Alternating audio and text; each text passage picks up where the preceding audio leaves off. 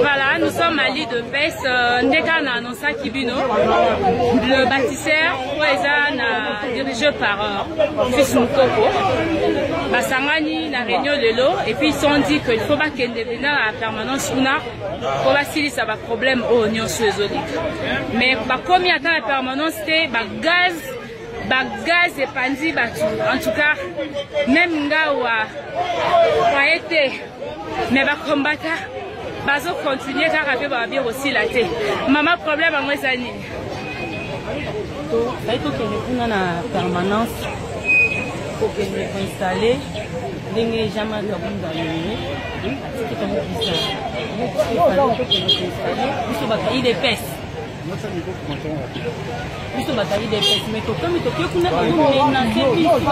La révolution a toujours mangé ses fils.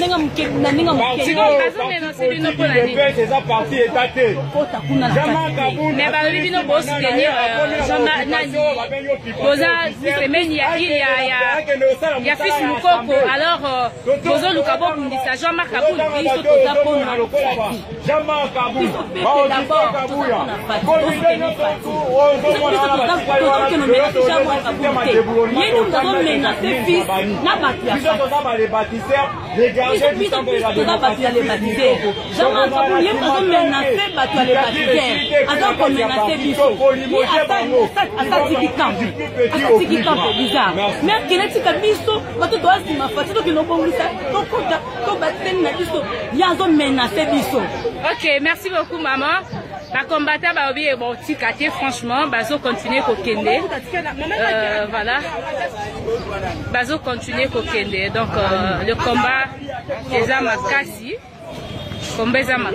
donc tu éviter pourquoi IDPS les a divisé pourquoi combat na IDPS pourquoi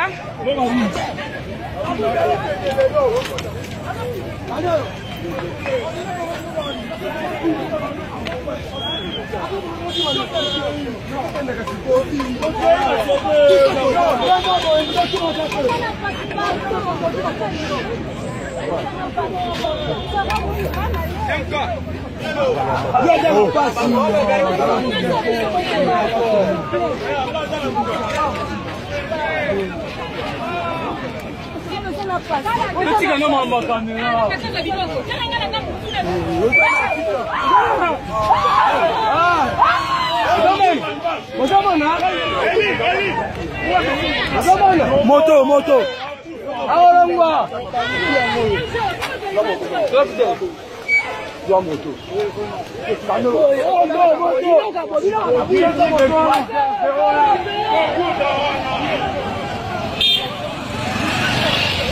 Donc Ben Dabika na IDPS awa 10e rue eza vraiment ya koyinda donc bitumba penza ya makasi alors rando éviter massage bandi ko beta voilà na massage lo beta et comme vraiment ya massage pardon papa pardon national pardon je n'ai pas si pardon comme la calme nationale la calme national jala kimia balu kandayo jala kimia balu kandayo kabunda to lukayo jala kimia jala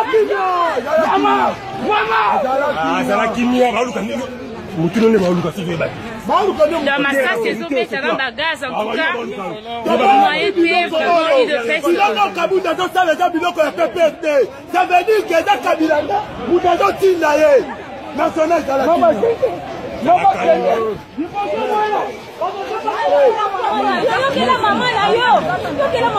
national balukaka yo toza na posa na yo bokabu nazoluka nde yo mpo mona badeso to baboma yo nayebi so infecte ezala kimia national ezala kimia te eza nini Donc, depuis il y a le lot. Donc, déboulonner Kabundi, le lot. Non, de déboulonner qui m'a vu. Ya, bosi ma. Non, papa na maman va tout faire les colons na pour la IDPS. Bon, nous gagnons beaucoup na yo pardon national pardon. Banda photo. Mais ça n'a pas photo na. On n'a pardon, yo que la bise pardon national. Vous en a pas.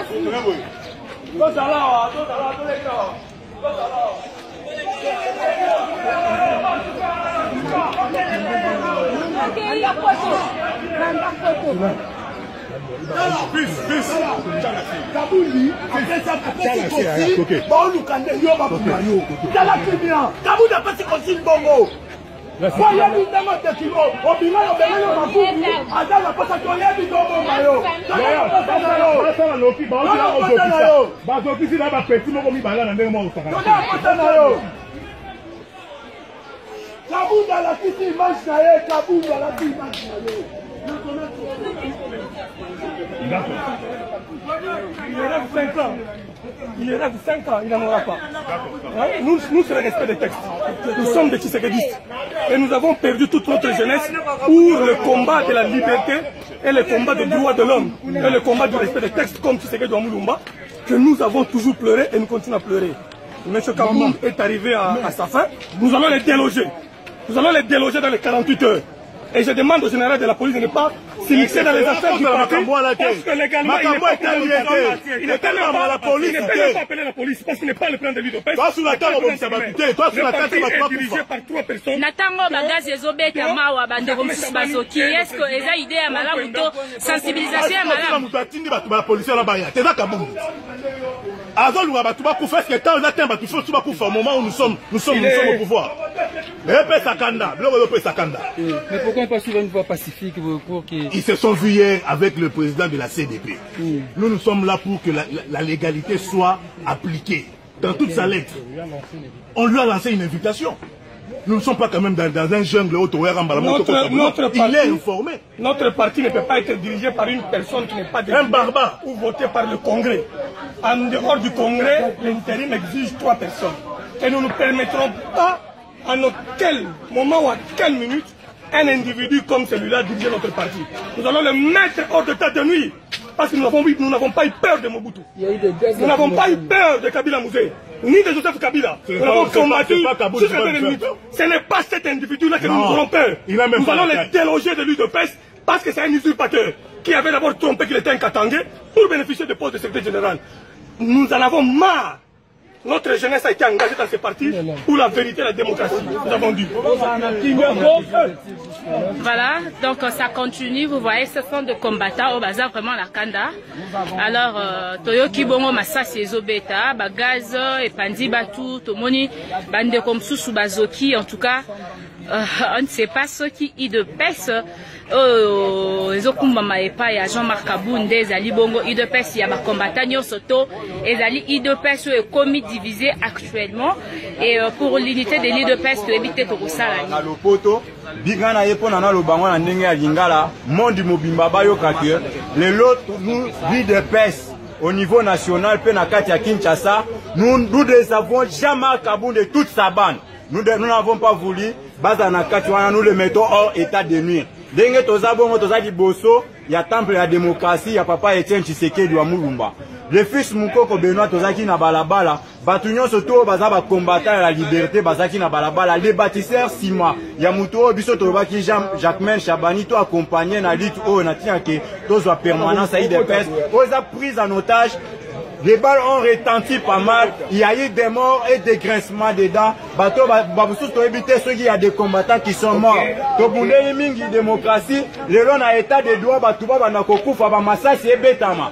Yango wana tobana ikoloba Jean-Marc Kabound a une mission au sein du parti, ya ko diviser parti pe ko boma ba combattant. Biso tobi na kati ya lelo bako kende. Merci chef, qu'est-ce qu'on peut faire maintenant pour relancer ce mouvement? Biso tobengi batu nyonso tout Sima ya les bâtisseurs. Tolobi Jean-Marc Kabound a kozala hors état de nuit dans 2 heures. Tolobi ti toko kisango. 0h, ce n'est pas loin. Jusqu'à 0h, nous allons faire un non-événement. Merci, nous vous remercions. Nous passons à la deuxième personne, s'il vous plaît. Papa, Natango, au niveau IDPS, Makambango, déjà division, nous sommes tous unis derrière son Excellence Félix Antoine Tshilombo Tshisekedi, qui est dans sa nouvelle vision de déboulonner le système dictatorial en République démocratique du Congo. Yangwana biso tolobaki déboulonnement et kobanda car à niveau ya état te menandenge ya parti il faut tout déboulonner anti-valeur. Jean-Marc Kaboun d'ailleurs, ce monsieur que vous voyez là, c'est un D6 qui n'a pas un niveau, qui n'a pas un bagage intellectuel. Mouto Bozo Monawana, Atanga Nayete, c'est un voyou qui a trompé au nom. Il y a posture, il y a Katangé pour avoir poste, il y a secrétaire général. Et puis, il y a Bamakambo et Komamate, Nana Ninakati a statut Nabiso. Jean-Marc Kaboun a vu un otage parti. Nous dénonçons Augustin Kabouya est derrière ces mafieux. Augustin Kabouya, Jean-Marc Kaboun, Bazana Kati. Donc, au CPNangote, président de la République doit s'impliquer dans cette affaire pour que, dans un délai de 2 jours, 48 heures que nous donnons au chef de l'État et à toutes les usurpateurs, j'ai dit. Merci beaucoup.